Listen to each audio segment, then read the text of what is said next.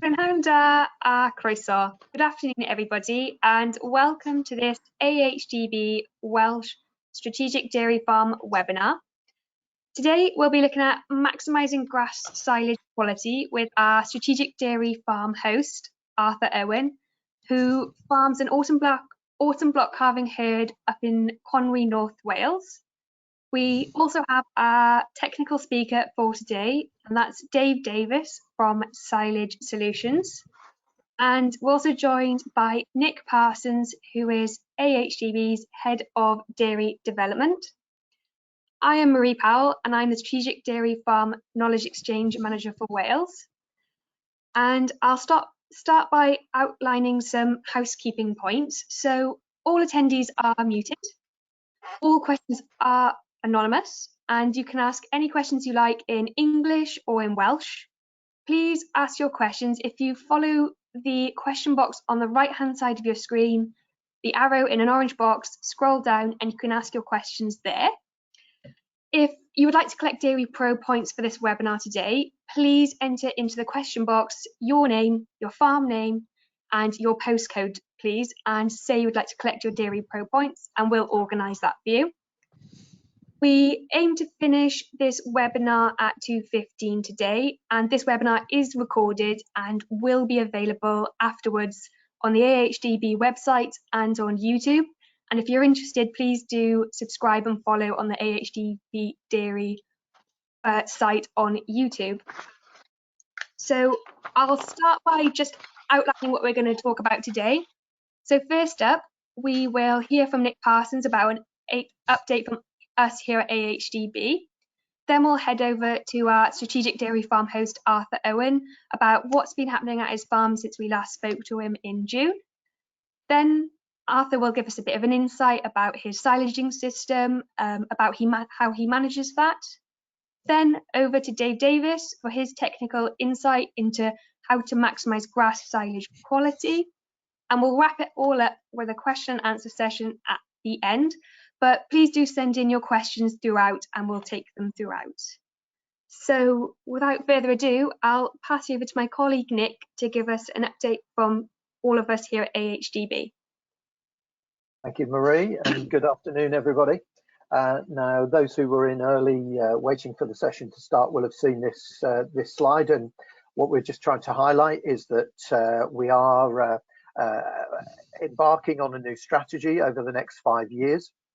We've been out for consultation through January, and it's very much a programme of change, as well as it is continuity of some areas that we've been working on through the latest strategy, but very much looking to move forward and very much recognising that there's a need and a direction of change for HDB across the sectors.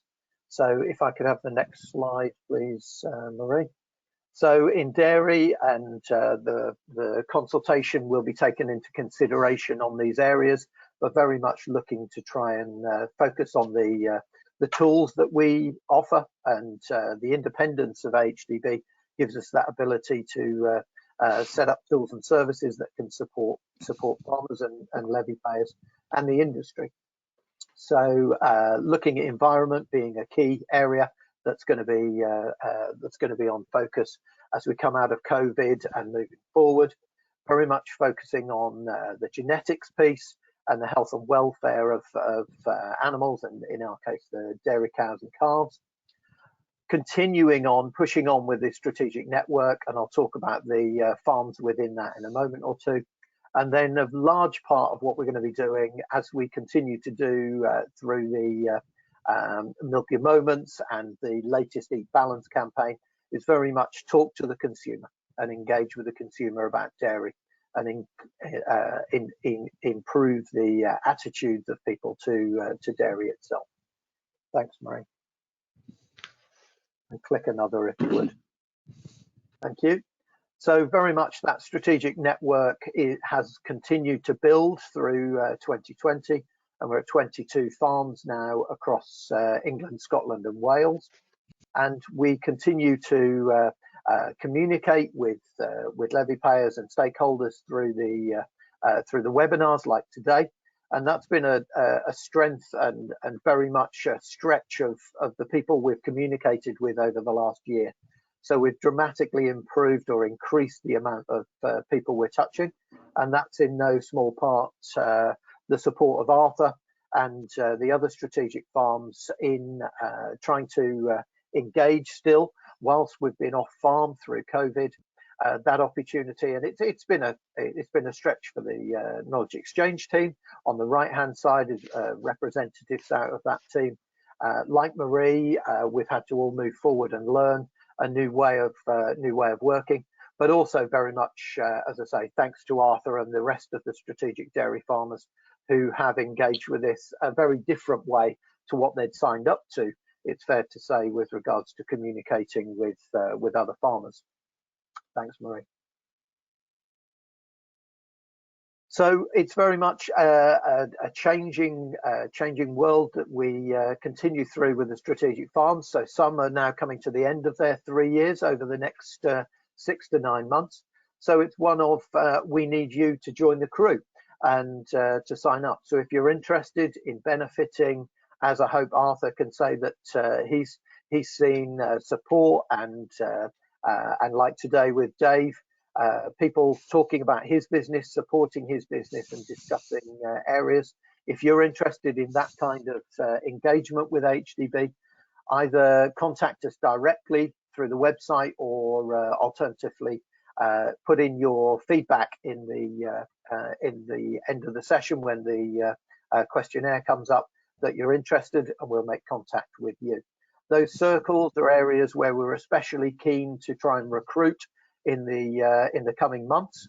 So if you do fall into those, especially in South Wales, and we're looking for farmers, all year round farmer, or possibly an organic farmer in that circle down there.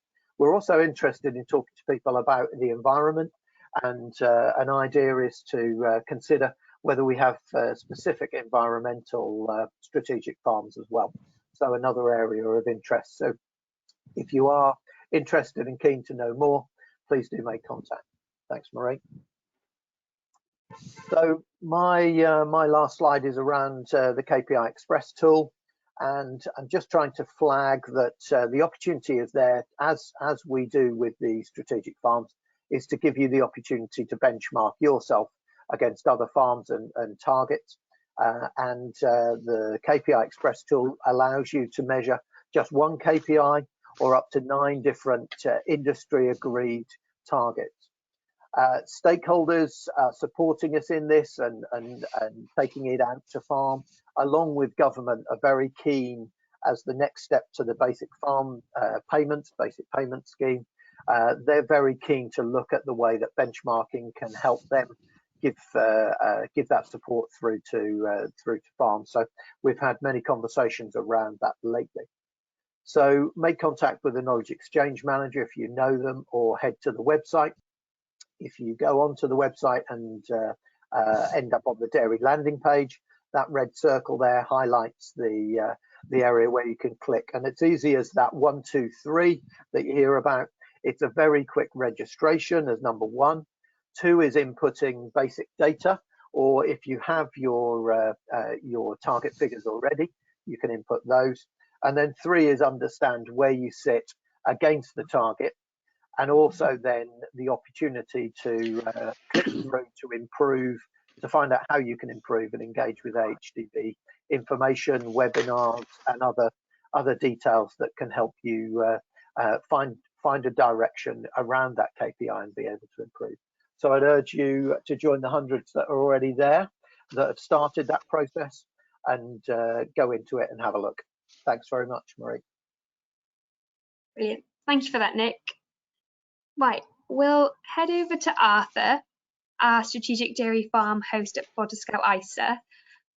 Arthur, could you give us a bit of a farm update? What's been happening at Bodysgaw since your last strategic dairy farm event? That was a webinar back in June 2020.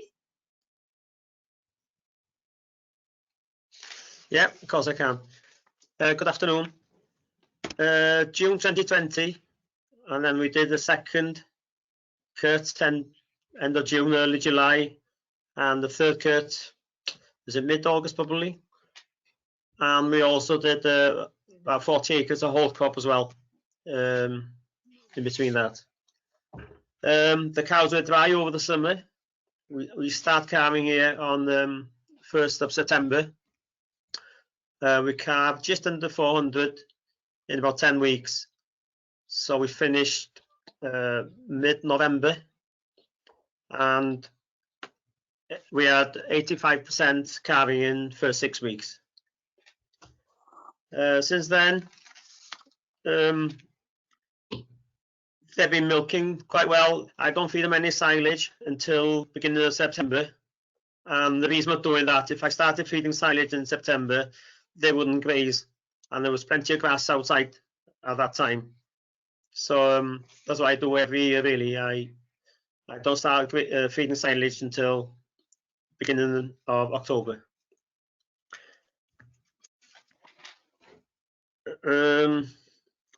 Everything was going well. They were milking well. They calved well anyway. Everything calved well. Calving outside. They were milking well. They came in probably earlier than usual. I brought them in at night on the 5th of October, which is probably a fortnight earlier than usual, and that's down to the weather really.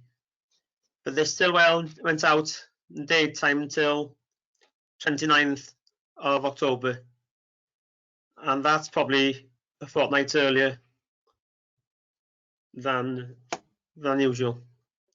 So they were in day and night from the 29th of October. I don't know if it's, but they milk better. I don't know if that's because I was feeding silage earlier, or it's probably easier to manage when they're inside, because when they go out and graze and they come in, it's I don't know, it's more challenging. But once they're inside day and night, they're easier to manage, definitely. Since then, we've started serving, mating on the end of November. Cows and heifers. The bulls went in on 17th of January after 7 weeks of AI mating. And the bulls are ready to come out any day now. And that'll be 10 weeks of AI and the bulls. What else are we doing? The cows went out for the first time on Sunday because the weather, well, it was frozen here, so they didn't make much mess. They're grazing about 2,300 covers at the moment, but they're only out from 7:30 in the morning until 11, half 11 in the morning. And they get about 3 kilos of dry matter per cow. But from, was it tomorrow, Friday onwards, they'll be grazing one of my highest covers, which is 2,800. So they'll be having more grass from then on. Anything else? Are your youngstock out grazing as well with the cows, or are they still in? No. It'll be another month before they go out really. Mid-March is the time for them to go out. They go out on my silage fields on the land that's off the farm, and they usually graze all the silage fields lightly with the youngstock and my in-calf heifers before silaging. No, that's brilliant. That's good. Have you had any challenges with obviously the with the lockdown? Has that impacted your business at all? Not really, not at all really. It's been better because I've had all my sons and daughters home helping me with the milking, so I had extra staff. No, everything's gone well. We're lucky where we live.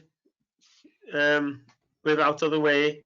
We see the restrictions when you go into town to the agriculture merchants or something like that. and the pub is closed as well. That's the biggest disadvantage. Oh, that's excellent. Thank you, Arthur.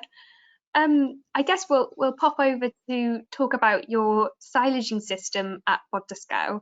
So could you talk us all through it as if it was an on-farm event? Just explain to us how you do manage your silaging system. Yeah, of course. We aim to start first cut between early mid-May, from the 10th to the 15th. All depends on the weather. You need to check the weather and make sure there's a window, three days ish of dry weather. We do most of it with the contractors. Contractors do most of it, but they do the mowing, I do the tedding, and then they do everything else: the baking, the carting, and the pitting, buckraking in the pit as well. We aim to do around 3 cuts of silage, early mid-May, end of June, early July, and the third cut will be, which is a light cut usually, August, end of August, could go into September. All depends on the growing season. We aim to wilt. Sorry, go on. We've just had a quick question from the audience asking what altitude is your farm at? I'm in feet here. It goes from 370 feet to 700 feet. Okay, lovely, thank you. But the farm itself is about 450, 500 on the yard. Brilliant. Yeah. What was I going to say? Oh, silage. We usually cut on the first day, we ted it on the second day, and we pick it up on the third day. That's for the first cut, because usually the grass is very lush then, and it needs a good wilt to get it down to where I prefer 28 to 30% dry matter. On the second cut, on third cut, it's well, usually the grass is drier on his feet then, so we might be cutting on the first day and picking up on the second day. But I've seen us cutting in the morning and picking up in the afternoon on the third cut as well, if it's very dry, before it wilts too much. So you've got to be flexible really and go with the weather. That's brilliant. Do you have any particular goals or targets that you like to look for, such as more milk from forage, anything like that you're trying to achieve? That's my main goal really, to get more milk from forage. There's plenty more. We're on, what was it at the moment? We're just on, we altered last year, 12 months ago, it was 3,700 from forage, and we're now 3,840. But there's plenty of potential to increase that again. Yeah. And that's the cheapest way of using the silage really. And yeah. Yeah, no, absolutely.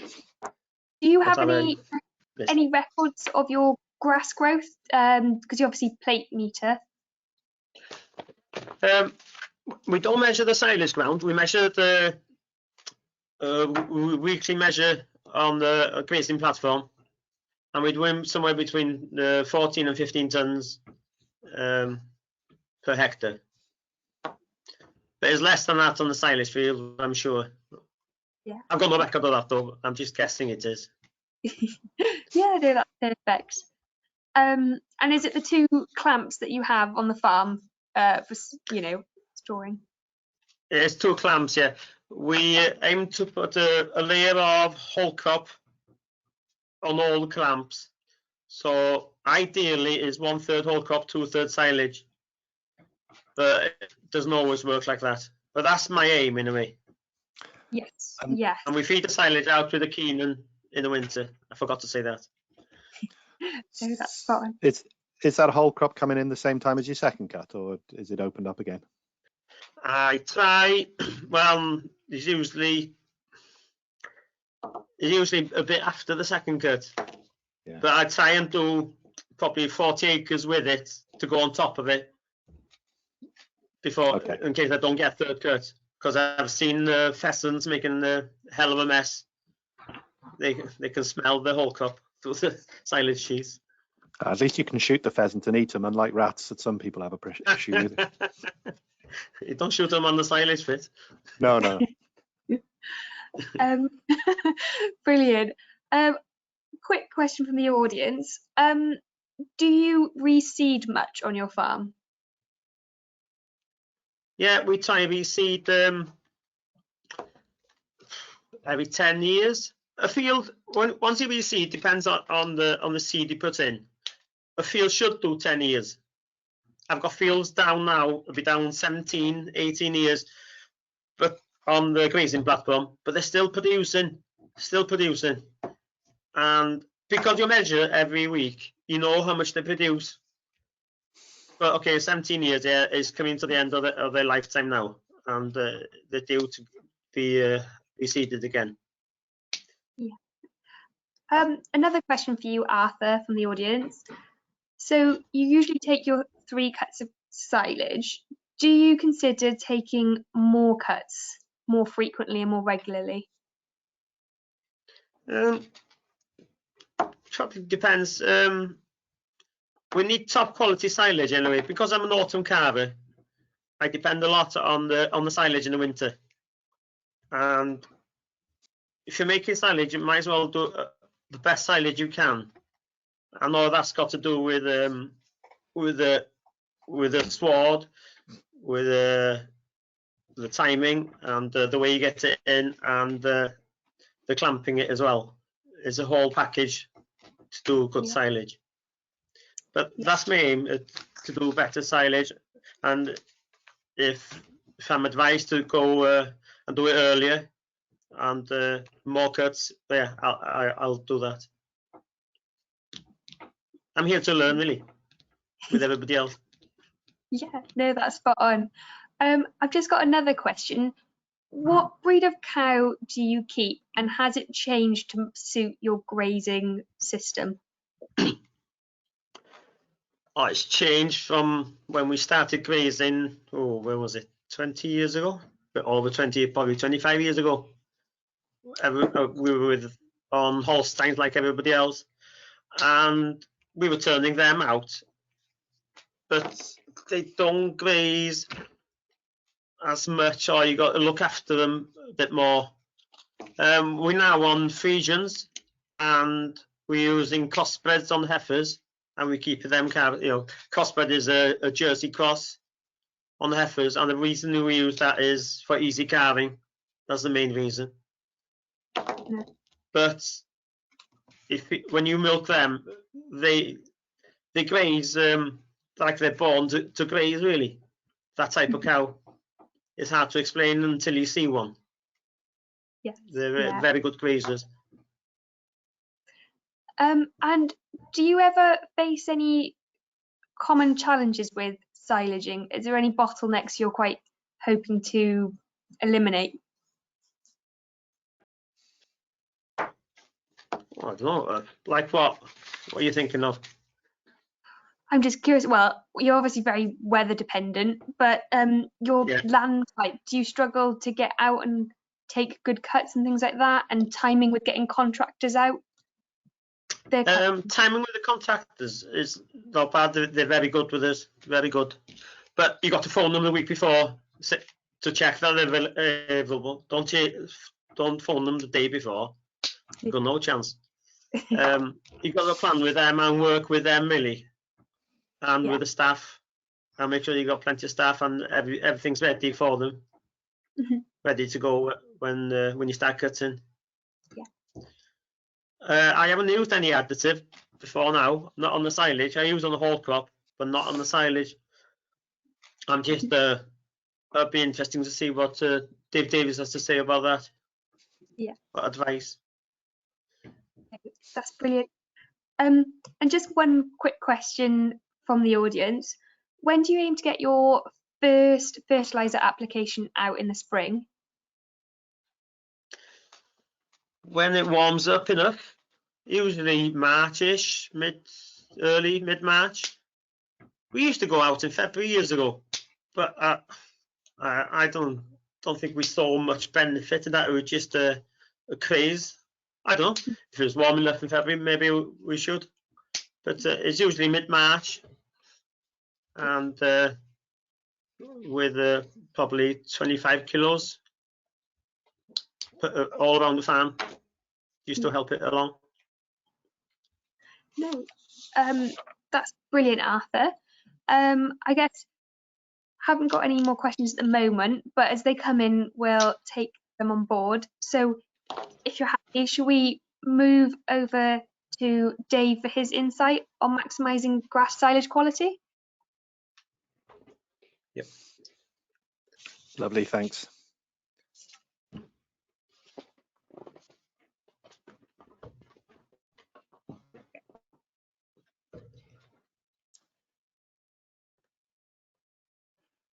Can you all see that now? Yes. Yeah. I need to just pop back to that, yeah? Yeah, I can see it. Just there we are. Yeah. Oh, sorry. There we go.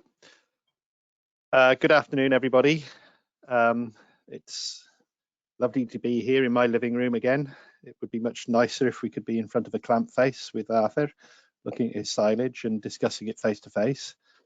So as we are where we are, I am going to present more slides than I normally do, but as it's recorded, you're perfectly welcome to go back and look at those in your own time and take in more of the information as you require. Trying to focus on some of Arthur's targets. So, today's subject, maximising grass silage quality, is a subject that's been around. I've been talking about for 15 years or more, but I think there's still things that we can pick up and learn and still tweaks we can make to our silage quality. So Arthur's targets were increased milk forage to over 4,000 litres per cow. Autumn calving, so improving silage quality is a key target in that increasing milk, because obviously that peak lactation milk is going to be coming from silage, and so it is very important in that system, even though he's focused very heavily on his grazed grass system. And I think there's some interesting things he's doing there in terms of managing the fertility whilst the cows are housed, and I think that's something that maybe some other people doing grazed grass for the bulk of their milk production is something that maybe there's some lessons to learn there, because as Arthur said, it's much easier to manage the cows when they are in, and that is a key time during that lactation curve. And something Arthur said to us previous to this meeting was increasing sugar content in the silage. So I'm going to try and cover off on all of those during today's presentation, but the main top two there are very similar. It's something that improving grass silage quality will cover off on both of those. And really, I want the audience to remember that cows, sheep, all cattle evolved to eat forage, and if we can feed more forage, particularly to our milking cows, we have healthier cows. But to feed more forage and maintain high milk production, that forage must be high in available nutrients, so protein in particular, and high in digestibility. And so really what I say to farmers is the challenge is to produce a concentrate in a forage when we're making our high quality silages. So I'm just going to run through 3 slides from a recent survey I've done of all the Farming Connect silage analyses from 2015 to 2020. And I've just got 2 slides on the analyses. So this is all the data from those silages, and I've averaged the D value from the whole data set of around 2,000 samples of silage, and the average silage quality was 63.8 D, and the top 25% 71.2 D silage. And admittedly, within that mean group, we will have silages there for dry cows, so they should be poorer, but there is also within that mean group a lot of silage that will be fed to productive animals, which should be of higher quality. If we look at the similar data for the protein, not such a big difference, but still a significant difference in protein quality between the mean That's 12.6%, 126 grams per kilo, or 15.6%. Now that top 25% there, that's a significant difference in protein quality, but that's the mean top 25%, and really we should be considering pushing that even higher in terms of our silage quality on the top 25%. I just want to put some economics to that.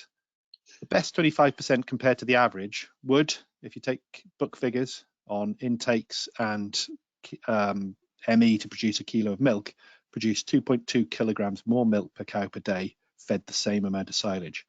And that silage would also provide 382 grams of more crude protein per cow today. So taking that bottom figure of 38 grams per more crude protein, if we wanted to supplement the same crude protein level in our silage, in our grass silage, from the mean of the group to the top 25%, that would cost an additional £33.50 per tonne of silage dry matter. So really focusing on our silage quality can save a lot in concentrate. It can mean healthier cows and more production from our silages. So the system at Bodysgaw Isa is 3 cuts of grass. Like Arthur said, the third cut is variable depending on the year. Whole crop, and that's bought in as a standing crop, and I actually commend Arthur on this. There's a lot of people try and produce whole crop. Maybe that land would be better utilised for grass production and farm out the whole crop production. The challenge, one of the challenges, is 2 clamps, 3 cuts of grass plus a whole crop in those same clamps, and timing. And because every time we open a clamp, we do have a challenge to that preservation process. And I can take up a bit more on that later. So Arthur mows without a conditioner. He spreads out the crop, TEDs once generally. First cut, rake in and pick up in 48 hours. Second cut, usually 24 hours. Now, I think there are some issues there, and I've had a quick chat with Arthur about them in terms of the wilting time, and I'll show you why during the presentation. Now, I would spend time on this if we were stood face to face, but actually I think here it's actually more easy to look at how that silage analysis breaks down. So this is Arthur's first cut from last year, and I really want to pick on a few things going down here. So the first one is the date. Now that's the date that analysis was received in the lab, and Arthur is in Conwy, and this is a Northwest Farmers analysis, so not too far up the road in Cheshire. So I'm assuming Arthur gave this to the lorry driver as they picked up, dropped off some concentrate that morning, because that's a Monday. And if we have a silage analysis in the post, a silage sample in the post over the weekend, it can deteriorate. So I'm assuming that this one got delivered and analysed the same day it was taken. I become very concerned of silage samples sitting in the post, because you base such a large proportion of your ration on that analysis. We need to make sure there's no time delay in getting that analysed. The second thing I look at is this low and high. And on the vast majority of silage analysis, this is not anything to do with how good quality your silage is. It's just where your silage fits in the data set of silages they have analysed in the past year or since they've been doing silage analysis. So high doesn't mean to say it's good, and low doesn't mean to say it's bad. It's just where it sits on their spectrum of the analyses they've done. So those are 2 things that are important to bear in mind. And now going through some of the important analytes. So Arthur's first cut was 38.3. And he admitted himself that his target was 32, I think he said, which is a target I'd agree with. At 38% dry matter, that's a little bit too dry for a clamp silage. It can store up problems and it can increase the quality losses in the field. Protein and D value, an ME. ME is a direct calculation from the D value. We can see there, protein's okay, could be better. It's in the top 25% of Welsh silages, but for a dairy herd, that should be approaching the 16-17% mark. D value 71, pretty good, but it could do a bit better on that. And I think some of the things that we're losing there, possibly in that first cut, are that extended wilt time of 48 hours. Going down, sugars. Arthur said he wanted to improve sugar content.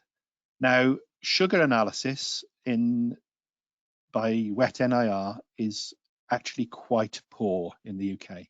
So I said to Arthur before today's presentation that I suspect that sugar content is actually higher in his silages, and we'll come on to the wilting time in a while, but I think we could improve that quite easily. NDF is a good level there. It's a low level. That shows that it's been cut early, and that reflected in the D value. Digestible NDF is something that's becoming analysed by more companies, and it's the proportion of the NDF that is digestible. And interestingly, you can have quite high NDF, but still a large percentage of it is digestible, and vice versa. So here we've got 77.5% of that NDF is digestible, meaning that that forage is highly digestible, and we should be able to maximise the utilisation of that in the cow. Oil B and ash, these are both on the high end, and that is because we've got high digestibility, showing that that grass was leafy.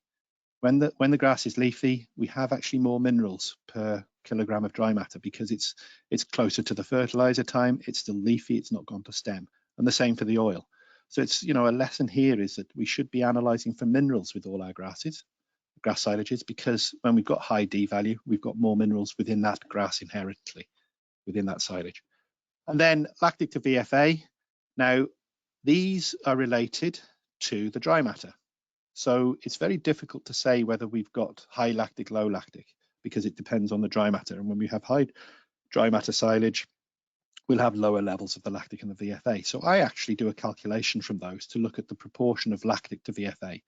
So I divide the lactic concentration by the VFA concentration to give it this ratio. And the ratio here is 3.9 to 1.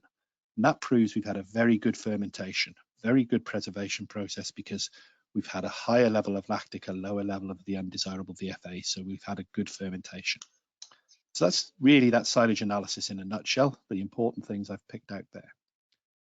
So just going on to the targets, there are two important targets for high quality silage. The first is to maximize the nutrients in your grass immediately before cutting. And the second is to minimize the loss of those nutrients between mowing and feeding. And as soon as you cut that grass, those nutrients are beginning to be degraded by various things. So to maximize our nutrients, it's about nutrient management, fertilizer applications, and the cutting time.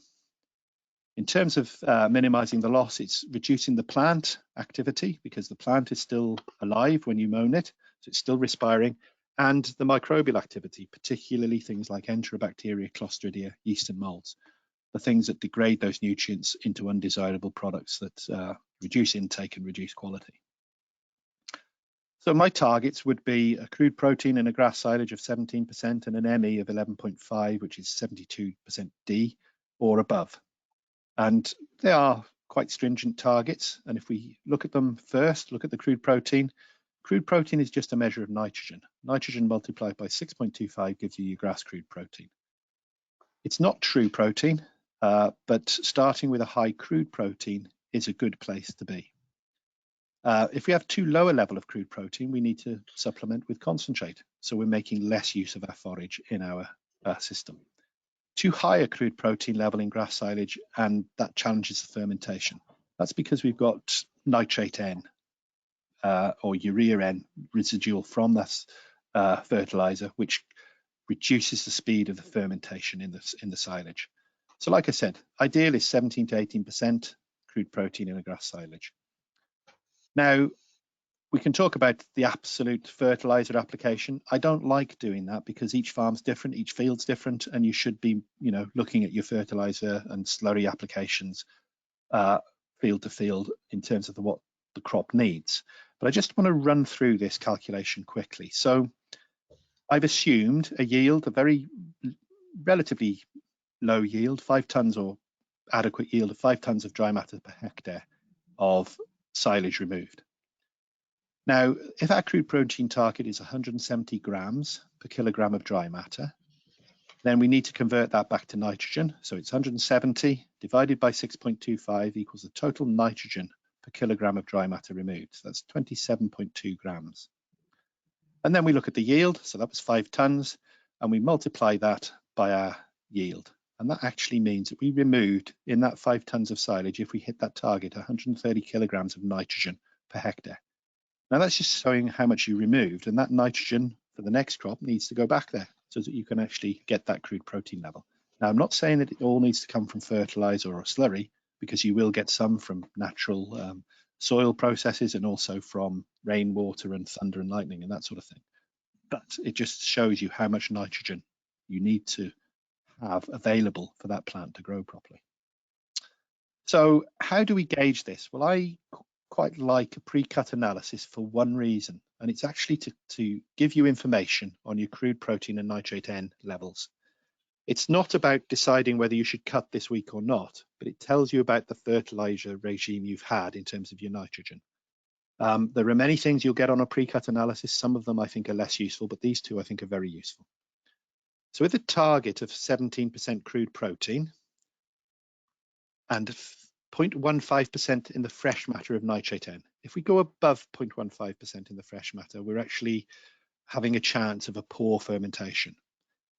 But below that, it means we've run out of nitrogen before that crop was at the state it needed to be for cutting.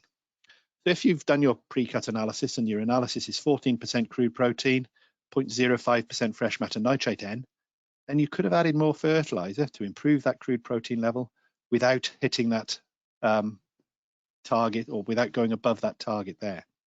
However, if your analysis was 17% crude protein and 0.2% fresh matter nitrate N, then you're above that target. So I'm using this pre-cut analysis as a gauge of your fertilizer application rates and what you're doing. And it's a very quick and simple test that you can actually look at to see where you're at with your fertilizer nitrogen. So used as a gauge for future years and future cuts. Just moving off nitrogen for a moment or two, I just want to talk briefly about sulfur. Sulfur is the fourth most important nutrient for grass growth after NP and K.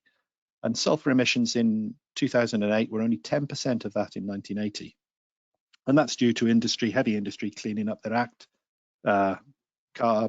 Sulfur emissions from fuel also in cars is less. So we're actually not, as farmers, getting any free sulfur from air anymore. So we have to apply it. And sulfur is highly soluble, so it vanishes very quickly from our soils.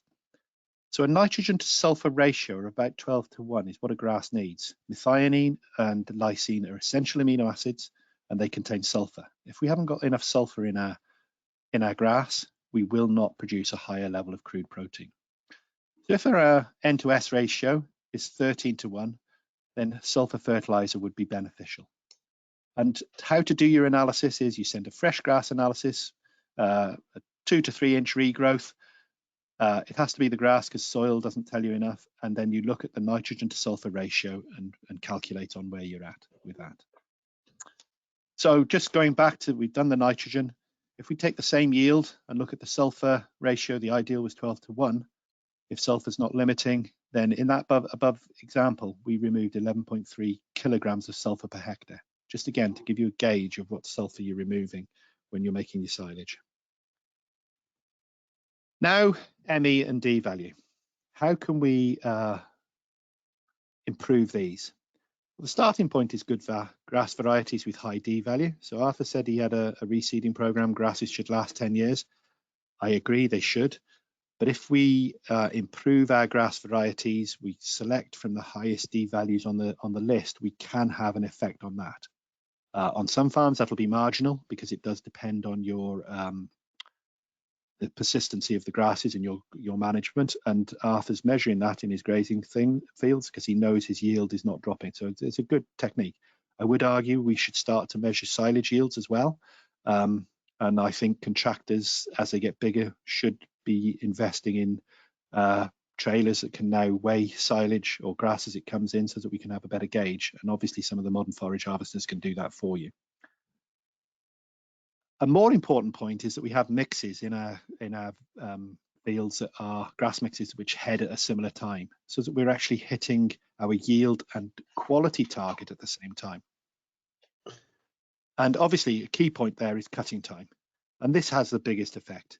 So one of my gripes with farmers is that they always consider yield of forage in the field at cutting time for silage quality or for silaging rather than yield of ME or digestibility, because as that last week or so of growing, our yield of digestible energy decreases significantly. So what happens, and this is possibly the most complicated slide today. This is showing all the components of our grass, or the main ones, and going from 78D on the left to 58D on the right, what happens to the various things. And the big change is actually the neutral detergent fibre. That increases significantly as that grass heads. Protein drops, fat or lipid drops, sugars are increasing, and our minerals are dropping. Now within that NDF, some of that fibre is good digestible fibre, but as we go from left to right, more of it is lignified, and lignin is highly indigestible in the cow. So we're reducing the digestibility. So cutting early, the only thing that we're challenging here in terms of silage quality is the sugars. But with modern grass varieties and good ensiling management, that sugar content is enough for a good silage quality. And like I said, if we go for different heading varieties, which are ideal in terms of a grazing system, they can compromise our silage system because we're hitting that high D value, or we're hitting that heading, which is when we've got poorer D value at different times. And if we've got a range of different heading dates, we're actually challenging our silage making conditions. So we need a tight, preferably within a week there. So the consequences of delaying cutting by a week is often we see a 10% yield improvement in that cut, but that digestibility is dropping by 0.5 of a unit per day. ME dropping by 0.6 megajoules over that week period. And because we've got a heavier crop, we actually have higher field losses in the field. And I'm going to come back to that. And we have a slower regrowth. So actually we have a lower annual yield. So early cut, more frequent cutting will improve our yield per hectare on an annual basis.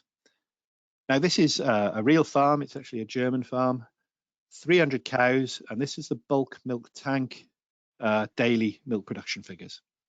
And we can see that they went in early January. They changed their grass silage. It was still a first cut. This was still a first cut silage, but it was cut 1 week later.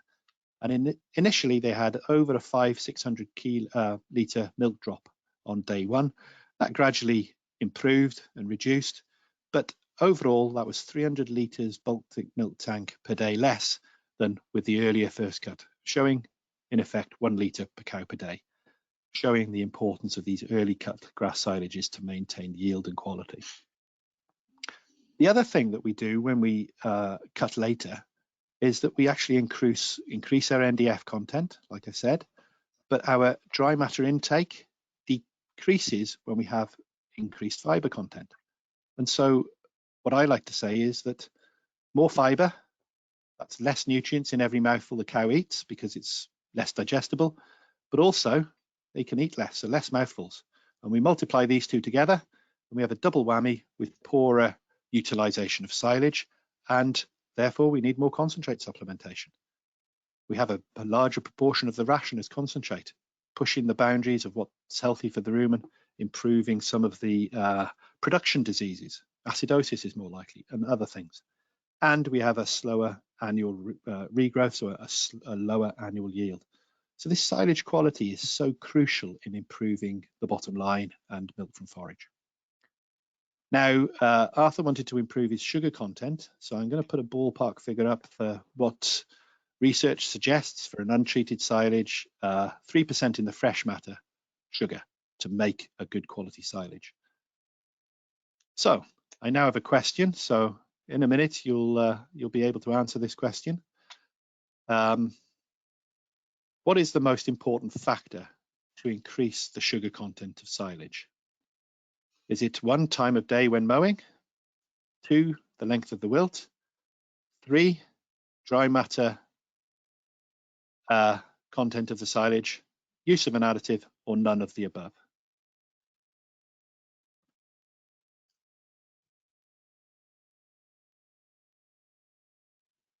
I'm hoping that everybody can see that, but maybe I have to do something.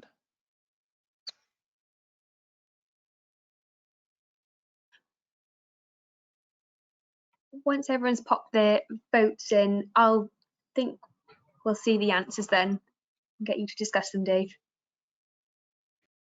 They're just still voting at the minute. Okay. Will I be able to see the answers? Because at the moment I can't.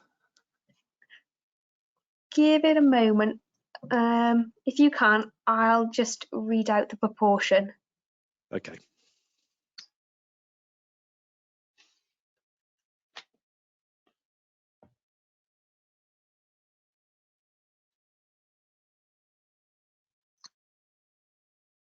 Can you see them okay, Dave? No. That's okay. I'll just read it aloud. Yep. So the most proportion people answered, 66% of the attendees answered that time of day when mowing affects the sugar. Okay. 25% was the length of the wilt. Okay. 4% for dry matter content of the silage. 3% for use of an additive, and 3% none of the above. Okay. Right. It was a bit of a trick question because I didn't want to give you the answer in number 5, because number 5, if I wanted to give you the answer, should have said all of the above. So those 3% that said none of the above are actually correct. And so, yeah, sorry to those that actually specifically picked on one. Having said that, I'm very pleased that only 3% went for number 4, which is the use of an additive, which is probably the least important of those of 1, 2, 3, and 4. Now, I'm going to run through this sugar analysis during the rest of the presentation so we can actually see. Now, this is some work done at the end of the last century, as you can see, 1999, here in Aberystwyth at Eiger, and it was looking at sugar content through the day. 2 grass varieties. One was a high sugar grass variety that was in the developmental stage at that time, and the green bar there was actually Aberylân, which was one of the best on the NIAB list at that time. And we can see that time of day from 6 AM right through to 11 o'clock at night. And we can see how the grass sugar content is increasing through the day. And the old adage was that we should cut in the afternoon after lunch, starting at 2 o'clock and carry on in the afternoon. And that, in terms of sugar content at that exact point of time, is correct. Unfortunately, that's only part of the story, because then we have the wilting effects. And what happens during wilting is that we start to lose that sugar. Now, I'm just going to quickly go off at a slight tangent. I said about pre-cut analysis, and pre-cut analysis is excellent for protein and nitrogen. It's less useful for sugar content. So we can see if we'd taken our grass sample at 10 o'clock in the morning because we wanted to get into town and post it, but actually if we'd cut in the afternoon, our sugar content is much, much higher. So our pre-cut analysis has a number of issues. That one, we can't cut exactly when we are going to cut our silage, and that grass sugar is disappearing. So I like the use of a refractometer. Many farms are now using this refractometer to look at colostrum quality, and you can use it to look at silage quality. And there is a YouTube clip, which if you go back, you can download that. It's something I did for Farmers Weekly a few years ago. But just to roughly take you through it, get a garlic press. It has to be a robust one, else you'll break it. Squeeze some juice out onto the lens of the refractometer. Flip the lid over and then look down it into the light, and you will see a gauge on there, which is a gauge of your sugar content. And if you use one of these, you will get a relatively accurate idea of sugar content, and you can use it on different fields, etc., etc. So that's just a very quick and easy on-farm tool. Now, when we cut our grass for silage, we have a number of areas where we start to lose dry matter. And it's not only dry matter, it's actually quality. So I'll be coming back onto the sugar story in a second. But we can see that we have a lot of losses. And the average clamp actually has 25% dry matter losses between field and by the time it's eaten by an animal.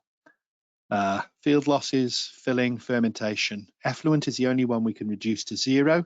If we wilt to above 28%, 30% dry matter, we'll have 0 effluent losses, but we can, if we do a slow wilt, increase our field losses to get there. And aerobic spoilage is something that is increasingly problematic all over the world in terms of silage quality. Now, what does it mean, 25% dry matter losses from an average UK clamp? Well, for every 4 loads of grass ensiled, that means 3 loads of grass silage are actually consumed by the animal. And many farms cannot believe that number, but it is actually true. And in a clamp silage, the best we can actually probably get to is 10% dry matter losses. But possibly even more important than that loss of 1 load in 4 is the fact that it's the most nutritive part of that silage we're losing, in particular the sugars and the protein. Now, in terms of these dry matter losses, like I said, they're from the most digestible part, mainly the sugars and protein. A 5% dry matter loss actually means a 5% drop in D value. So it can be huge in terms of milk production. And what we have, dry matter losses in the field, and I think this is unacceptable and should be stopped. All too often you see trailers overloaded because you want to get the last drop of grass in there. It's a long way back to the farm. But if you add that up, that can add up to easily 2 or 3% of your crop coming over the side of a trailer. These are the ones that farmers don't see here now, the invisible ones. And they're because the grass, once you've cut it, is still respiring. So your sugar is getting converted to carbon dioxide and water. And depending on how quickly you wilt, the more of that occurs. Now, this was a farm near Aberystwyth, well-known farmer in the locality, 3 fields, and I went down and I sampled the grass at the time or immediately after he'd mown it. I sampled exactly the same spot through that day, and then the next morning, just before it was picked up by the forage harvester. It was approximately a 26-27 hour wilt. Clamp silage, all his own kit, so no excuse on timing. He wasn't waiting for a contractor. And he went from around 19% dry matter in the field up to 38% dry matter in his clamp. Too dry. He should have been harvesting, in my target, 30 to 32% dry matter after 15 hours, not 26 hours. Now, that is a challenge to get in during the day. But what happened to his sugar content? In the field, immediately after mowing, 22.9% sugar. At harvesting, 18.7% sugar. That was a drop of 4.2%. And that drop is represented here by carbon dioxide and water in the red bar. Now, if we look at the D value, that was a drop of 4.2 percentage units of D value, or 0.68 megajoules of energy for every kilogram of dry matter. Now, that doesn't sound like a lot, but just taking it back to a field level, and I've actually increased it in this example to 4.5% dry matter losses because we had a small loss of protein as well within that crop. So if our yield at mowing was 5.5 tonnes of dry matter per hectare, by the time it was picked up by the forage harvester, it was only 5.25%. That's a 0.25% loss. 0.25 tonnes, sorry, per hectare loss. Now, if we look at the sugar content, 42 grams per kilogram loss. But let's just convert that. You can look at this table in more time at your leisure. Look at it in terms of milk yield. If we use 5.3 megajoules of energy to create a kilogram of milk, that's 1,255 kilograms of milk lost per hectare because of that dry matter loss at harvest and that yield and that quality loss here. Now, we will never get down to 0 losses in the field, but if we can reduce that by half, we've got an extra 600-700 litres of milk to play with per hectare. And that's why these dry matter losses are so important. So wilting, coming on to wilting, we've got an opportunity to speed up the wilting. Now, water evaporation occurs higher when the stomata on the leaves are open, 100 litres per tonne per hour. When they close, it drops to 20 litres per tonne per hour, and they only stay open for 2 hours after cutting. So we need to spread that crop as much as possible, as quickly as possible after mowing to increase the surface area to get that wilt process going. If we use a high performance conditioner, more of which are available now at a cheaper cost than they were in the past, we can actually de-wax the cuticle of the leaf and improve that drying speed. The only negative of this is if you've got very good weather, like crops, you can over dry if you're not there immediately with the contractor. But anything we can do to reduce that wilting time, and I'd say a maximum wilt time with the grass, 24 hours to reduce these losses, the better. So spread the crop to speed up. Now, coming back to that question, ideal cutting time to maximize sugar content, we need to select our best sugar varieties, high sugar grasses that are more digestible but high sugar content. We need to then also look at our timing of cutting during the day and our wilting time. So it's not a simple answer. We've got to be adaptable, but good wilting weather, cut after the dew has risen in the morning, pick up the same day in the evening. In terms of poor weather, heavy cut, possibly this is more true of your first cuts, cut in the afternoon to get that high sugar content, pick up the next day. Target dry matter, depending on your farming system, your silage system, 28 to 33% dry matter. Now, just coming quickly onto clamp, because I know I'm running out of time. That's what I like to see in a silage clamp. Very solid face, very low levels of losses. Unfortunately, all too often I see something like this. Admittedly, I've got a maize clamp there and a grass clamp here, but managing that silage clamp is absolutely crucial to reduce those losses further. And still in the silage clamp, it's the most digestible part we're losing. So density is the first key point. And this is survey work in America, looking at 30 odd clamps and looking at how density in terms of kilograms of dry matter per meter cube reduces the losses. So poor density, high losses. Better density, lower losses. These are in percentage. So how do we get to those low losses? Ideally, it's about consolidation, rapid consolidation during filling, but a maximum of 15 centimeter layer depths. If we go thicker than 15 centimeters, we're only consolidating the top 15 centimeters. And if we have the same pieces of equipment and we increase that layer depth to 25 centimeters, we reduce the density by 100 to 120 kilograms per meter cubed. So how do we know whether we're hitting a target and what impact does it have? Well, my target is actually 700 kilograms per meter cubed of fresh matter, and it's an easier measurement to make. And this was an AHDB survey done in 2017, and actually 20 farms, 9 sample sites on each clamp. 33% of those samples were less than 500 kilograms, and 20% were less than 400 kilograms per meter cubed. And this is where we're getting those high level of losses around the peripheral regions, around the walls, where our consolidation is more challenging. And it is more challenging, and to reach that target of 700 throughout the entire clamp is a big challenge. So again, I've got a little bit of a complicated slide here, but we can look at it in terms of how much forage is arriving in a trailer. So we measure the dimensions of the trailer, gives us a trailer volume of 30.5 meters cubed. And if we've got an ideal clamp layer depth of 15 centimeters and we're using a loading shovel of 3.1 meters, multiplying these two together gives us the volume that we're pushing up if we're dropping 15 centimeter layer depths. And using these two numbers, if we've got a trailer this big and we've got this loading shovel, then we actually need to push each load of grass over a horizontal length of 67 meters.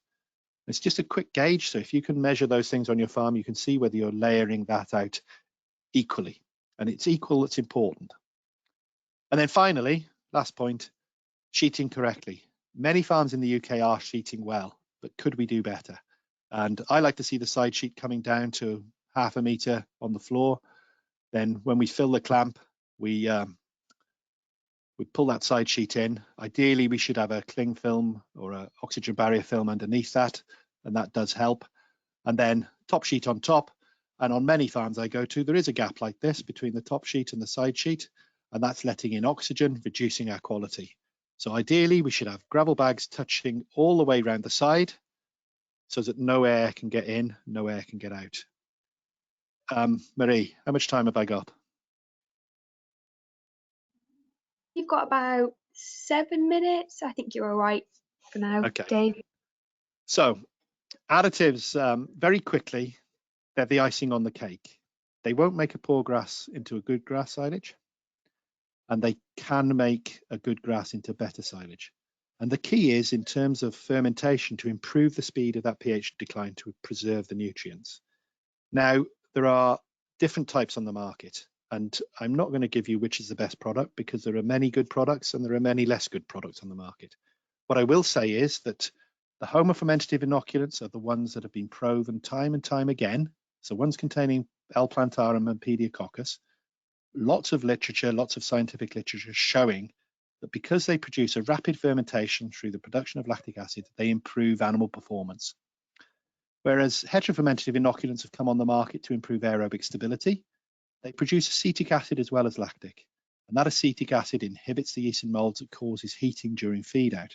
But when they do that, they also produce carbon dioxide, and that's a dry matter loss. So bacteria named here, Buchneri, brevis, Hilgardii, Keferi. They have no evidence to improve silage utilization in the animal, but they can improve aerobic stability. Now, a lot of inoculants on the market contain a mix of both. The problem with that is you never know which one's going to win the battle in the silo, so you never know whether you're going to end up with a dominated heterofermentation or a dominated homofermentation. Chemicals that are now on the market, safe chemicals, they contain food-grade preservatives, so potassium sorbate, sodium nitrite. These are used in human foods, and they inhibit those undesirable organisms, both the fermentation organisms and the aerobic spoilage organisms. So they can have a benefit for both. The problem with the heterofermentative bacteria is that they can improve your heating. Because you've got more sugar, you've got better silage quality, the yeasts that cause that heating in the first instance can utilize more of that to help your silage go off before it gets to the cow. But I just want to take you through the sugar story again in respect to homofermentative only and a combination of homo and heterofermentative inoculants and the untreated. And this is a grass silage, one of the high sugar grasses, going from 22% dry matter at harvest all the way through to 35% dry matter. And the homofermentative inoculant, in terms of the sugar content, at each of those dry matter stages increases the sugar content. So there's a relationship: the higher the dry matter, the less water, the less acid we need to produce, so the more sugar we preserve in our silages. When we look at the untreated, it does exactly the same up until a point, but not to such a good level because it's not such an efficient fermentation as the homofermentative inoculant. But actually, when we get above that 30% dry matter in this study, it dropped off. And that's because ultraviolet light, we all know the dangers in terms of cancer. It actually inhibits, also kills the lactic acid bacteria on the crop.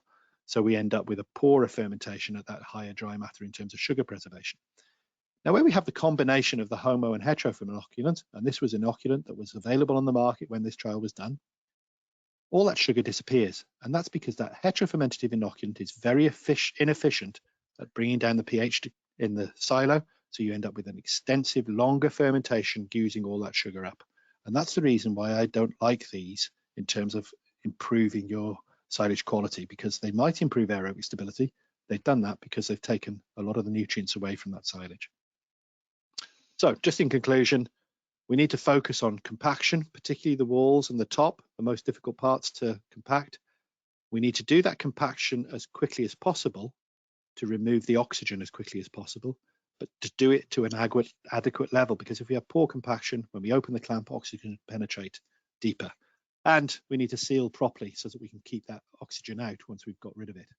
And then crop quality, it starts in the field. So harvest the quality of grass that the animal needs and reduce the variability by looking after that silo management and reducing variability in the field. Thank you for your attention. And I think free for all for questions now. Yeah, thank you for that, Dave. You got through a lot of information very quickly.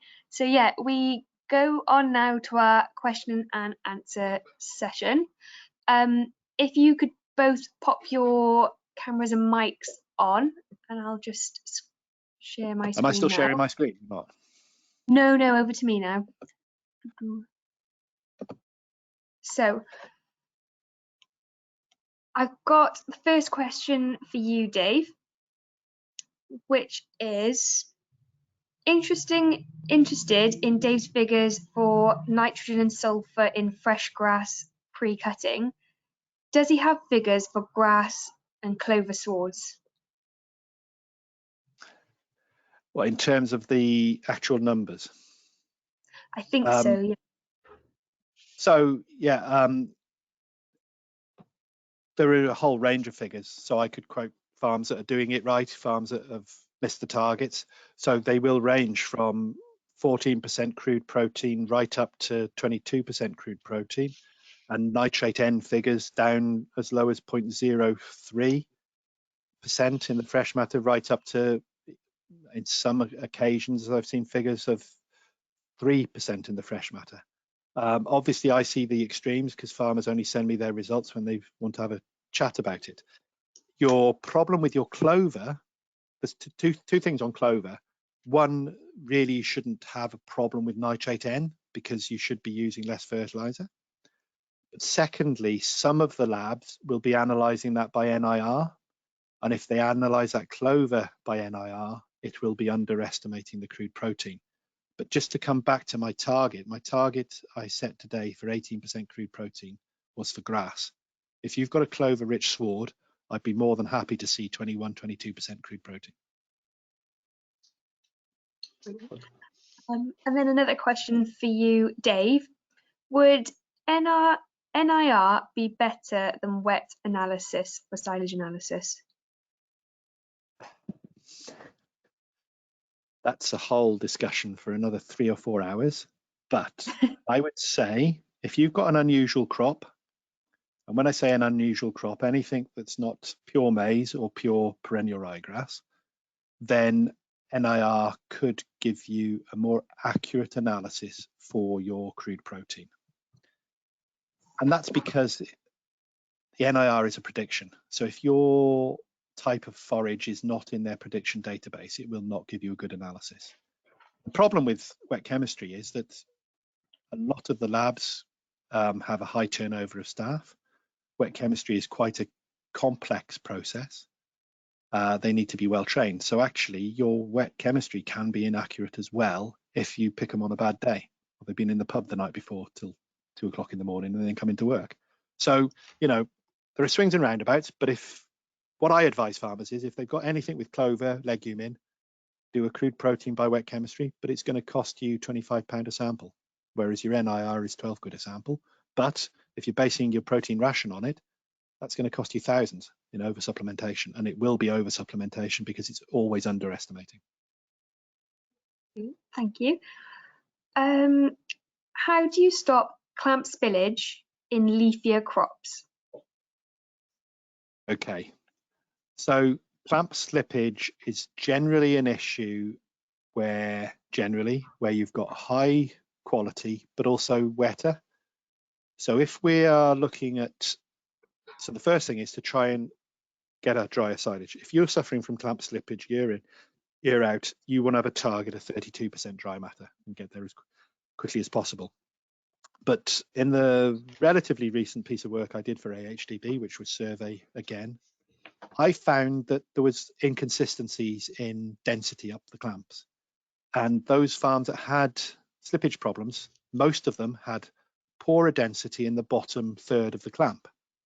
So I was suspecting that farmers think that they can just compact after they've put the first 7, 8, 10 loads in, that then they can start compacting, or that when they're getting further up the clamp, they're putting 2 tractors on the clamp rather than 1.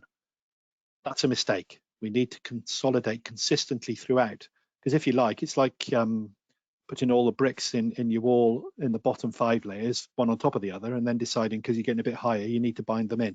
You need to start the correct procedure at the base, because if we end up with poor density at the bottom, it just squashes down during the preservation and then slips out. Thank you. And now a question from the audience for Arthur. What species do you have and select for in your swards?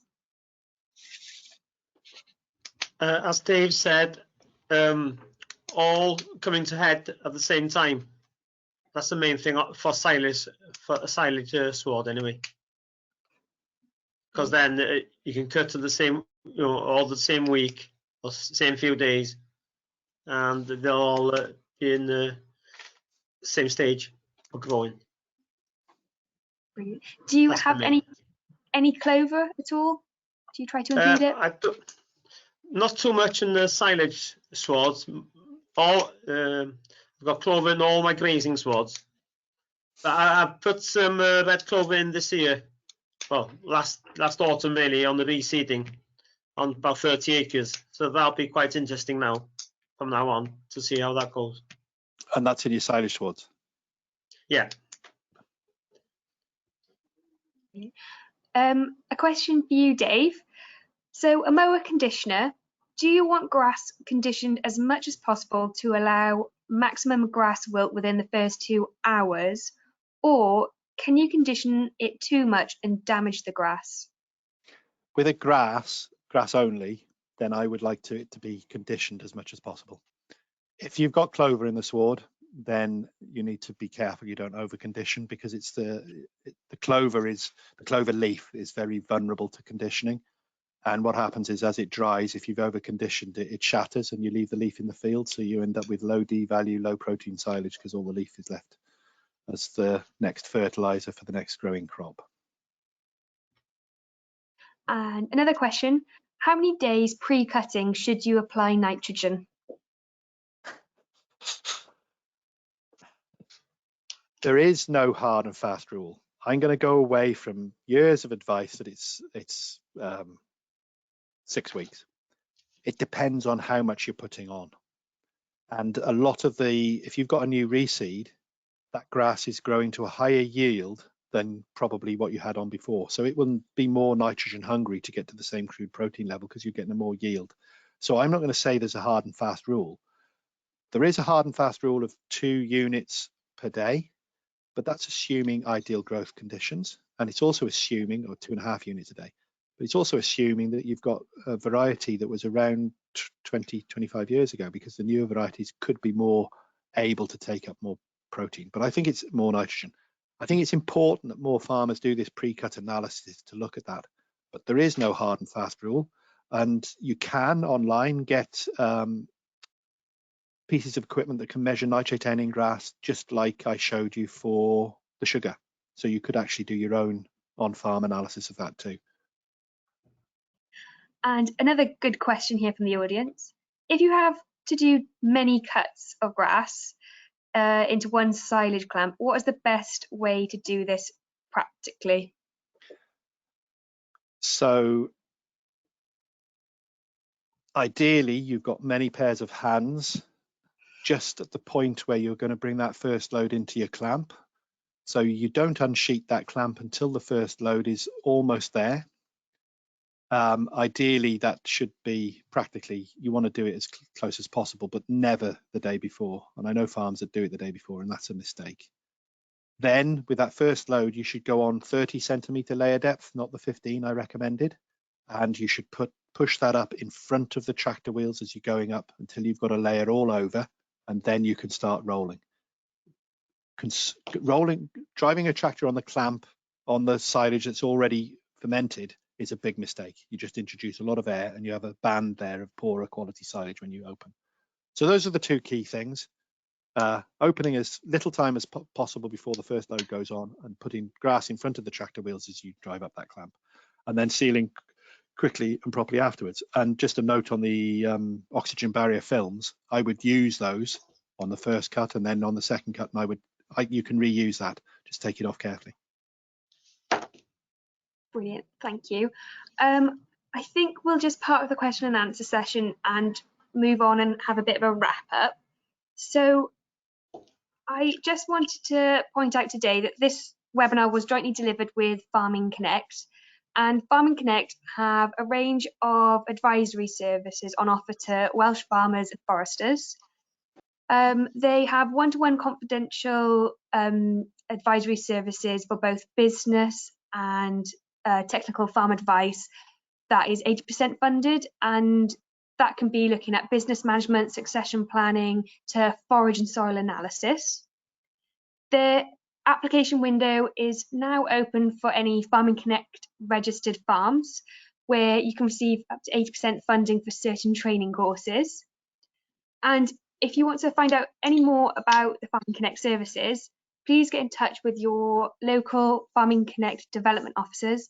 Their details are on the screen, but if you don't get a chance to grab them, please go onto the Farming Connect website and you'll find out their contact details and a lot more about their advisory services. And I just wanted to point out that there's a whole lot of information and resources available from AHDB for everyone tuning in. So if you go onto AHDB website and you type in silage, you'll come to our knowledge library, and this essentially lists the most recent technical articles based on anything relevant to silage, and it can be very helpful. There's the Nutrient Management Guide, which is a booklet that talks about how to manage your slurries and manures and fertilizers to get the most from your crop, and how to manage the crop nutrients. And this was released earlier this week. It's our Forage First guide, and it has information to help you get the information that covering all there is to know about grazing, how to make successful silage, and how to reduce your feed costs. And it's an excellent booklet. And these publications are available online and in print. If you want to grab them in print, get in touch with your local knowledge exchange manager and they can organise this. And we've got some upcoming webinars with AHDB. So on the 11th of March, we've got Tackling Silage Costs and Reducing Waste. That's with a strategic dairy farm in England. It's Honeypot Farm. And then on the 20th of April, we've got a silage panel discussion. And after that, some follow-up workshops if you want to find out more. So please keep an eye out for the registration links on those coming about. And finally, I'd like to take this opportunity to thank all of our participants for their time and being tuned in, and especially a big thank you to our Strategic Dairy Farm host, Arthur Owen, and our guest speaker, Dave Davies. Thanks, Arthur. If you want to learn more about the Strategic Dairy Farms and Arthur at Bodysgaw, please have a search on AHDB's website. But from all of us, diolch yn fawr, thank you very much. We hope you have a lovely afternoon, and goodbye from all of us. Right. Diolch. Well done, everyone. Very good.